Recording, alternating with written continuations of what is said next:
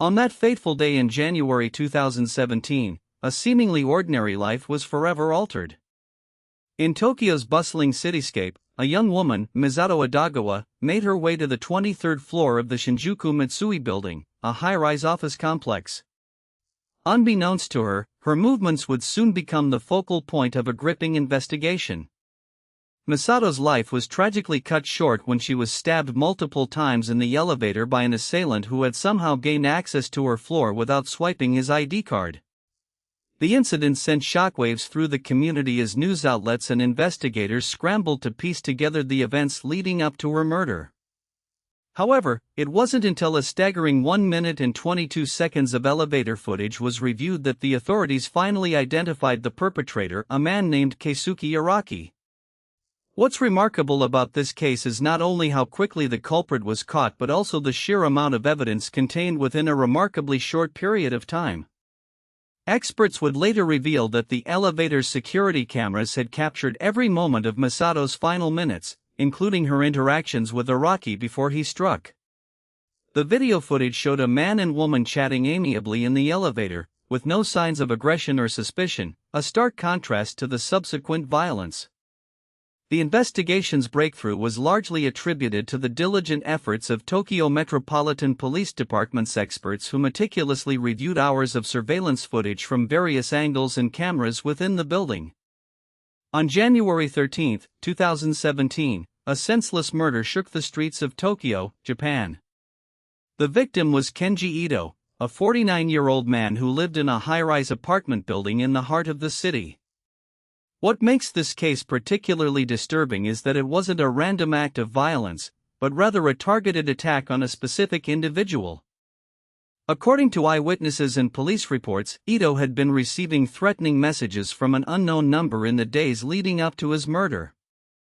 The investigation was led by Tokyo Metropolitan Police Department's Homicide Division, with Detective Hiroshi Akiyama at the helm.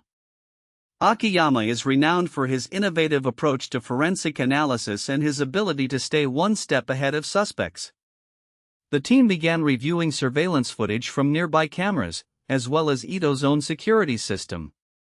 Meanwhile, the building's residents were being questioned by police, but no one seemed to have any information about the murder or the killer's identity. It wasn't until they reviewed the elevator footage that a breakthrough occurred. On January 15, just 2 days after the crime, the police released a statement announcing that they had found a crucial piece of evidence, a brief, yet incriminating clip from the building's elevator security camera. This grainy video would change everything, captured in 1 minute and 22 seconds, it would be the key to solving this heinous crime. As investigators began to scrutinize the evidence, they soon realized that a crucial piece of footage held the key to unraveling the mystery. An elevator in the building where the victim resided had captured a grainy image of a suspect entering and exiting on the night of January 13. What initially seemed like a faint, unidentifiable figure would eventually prove to be a vital lead. The surveillance camera, positioned in a dimly lit corner of the elevator's ceiling, caught the perpetrator's reflection as he stepped inside, his back facing the lens.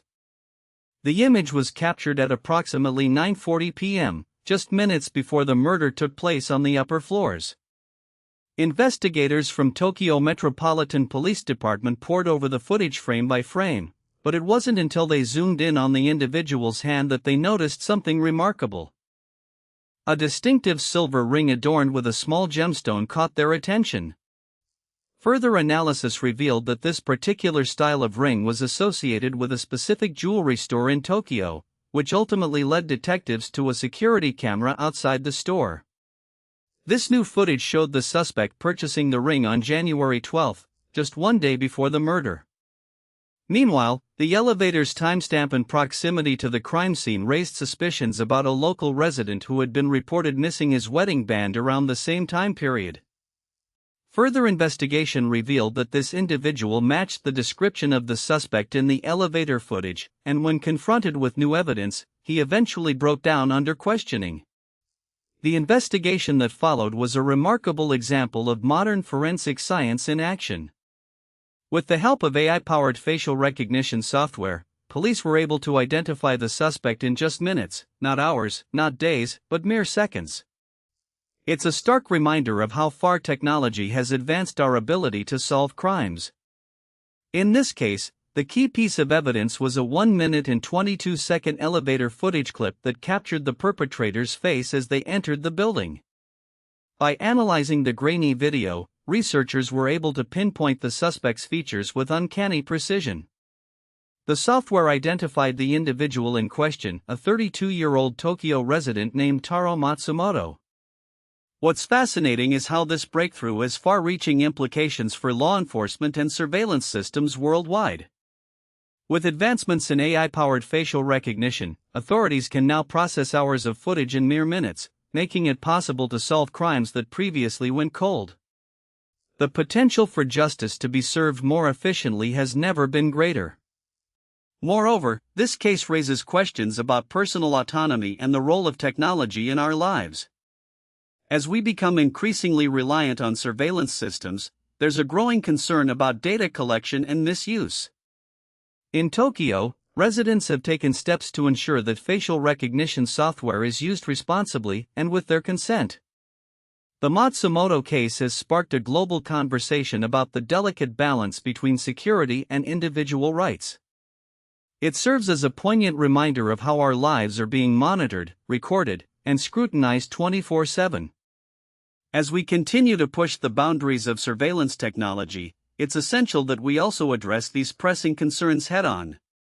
By examining this case in depth, we gain insight into the intricate web of factors at play, from the initial crime itself, through the meticulous investigation, and on to the larger implications for society as a whole. The details surrounding Taro Matsumoto's arrest reveal a complex interplay between technology, human error, and the pursuit of justice. As the investigation into the Tokyo murder continued to unfold, a crucial piece of evidence was brought to light. On January 13, 2017, at precisely 10:43 a.m., security cameras captured a suspect entering the building where the victim's body had been discovered earlier that morning. The footage revealed a grainy image of a person wearing a distinctive black coat and baseball cap, but it wasn't until later, when investigators reviewed the elevator footage from that same time slot, that they made their breakthrough. The elevator footage showed the suspect stepping into the lift on the 23rd floor at 10:46 a.m., just 3 minutes after entering the building. As the doors closed behind him, a second figure was seen quickly entering the lift on the 22nd floor. The timestamp on this individual's entry was 10:47 a.m., only 1 minute and 14 seconds after the first suspect had entered. The investigation that unfolded was nothing short of remarkable. The Tokyo Metropolitan Police Department's meticulous work, combined with the power of technology, led to a breakthrough in just over 5 years since the murder took place on January 13, 2017. What initially seemed like an impossible case was cracked wide open, all thanks to a single minute and 22 seconds of elevator footage. This video footage proved to be the key piece of evidence needed to bring justice to the victim's family. On that fateful day, 67-year-old Yoshio Nakamura, a retired Japanese musician, was brutally murdered in his apartment building. The perpetrator, later identified as 32-year-old Kazuhiko Yamada, was not caught until much later. However, thanks to an eagle-eyed detective who re-examined the elevator footage, Yamada's face was finally captured on camera. This crucial piece of evidence led investigators to his doorstep. Upon further investigation, authorities discovered that Yamada had been stalking Nakamura for several months prior to the murder. The case highlights the importance of innovative technology and meticulous investigation in solving even the most heinous crimes. It also underscores the significance of collaboration between law enforcement agencies and the public. In this instance, it was a dedicated detective who took another look at an old piece of footage that ultimately cracked the case wide open. Yamada is now serving his sentence for the murder of Yoshio Nakamura.